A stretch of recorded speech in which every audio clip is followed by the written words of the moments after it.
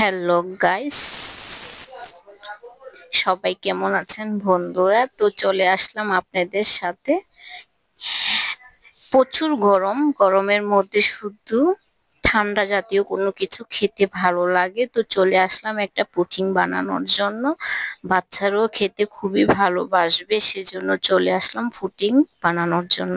তো দিয়ে দিলাম পরিমাণ মতো দুধ। তো দুধটাকে ভালোভাবে বলক তুলে নেব, জাল করে নেব।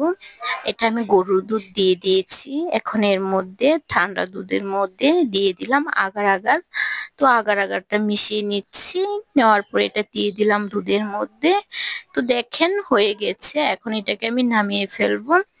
তো যে বাসনটায় আমি পুডিংটা তৈরি করব সেটার মধ্যে নিয়ে নিলাম। তো দুধ দিয়ে পুডিংটা তৈরি করব। দুধ তো এমনিতেই খেতে খুবই শরীরের জন্য উপকার। বাচ্চারা খাবে বলে আমি গরুর দুধ দিয়ে তৈরি করে নিলাম। এটা স্বাস্থ্যের জন্য খুবই ভালো, বাচ্চাদের জন্য খুবই ভালো।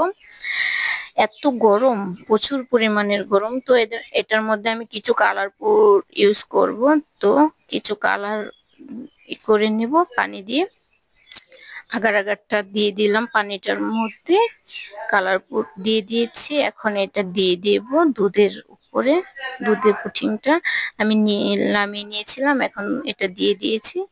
দেখেন কালারটা কত সুন্দর চলে আসছে, খেতে তো খুবই মজা হবে, দেখেই বোঝা যাচ্ছে। প্লেটে নিয়ে নিলাম। তো এখন সবাই মিলে খেয়ে নেব। তো দেখেন আমার পুডিংটা কত সুন্দর হয়েছে, এখন চাকু দিয়ে কেটে নিচ্ছি। আমি মতন গরমের মধ্যে এগুলা খেতে খুবই পছন্দ করি। দেখেন কত সুন্দর হয়েছে, খেতে তো অনেকটাই মজা হবে, বাচ্চারাও খেতে খুবই ভালোবাসবে। তো দেখেন কত সুন্দর, এখন খেয়ে দেখবো কতটা ভালো হয়েছে। তো এখন নিয়ে নিলাম, সেই মজা হয়েছে, অনেক মজা করে খেয়ে নিচ্ছি সবাই মিলে। এটা আমার বোনের ছেলে, হেকেও দিয়ে দিলাম, এ বলতেছে খুবই মজা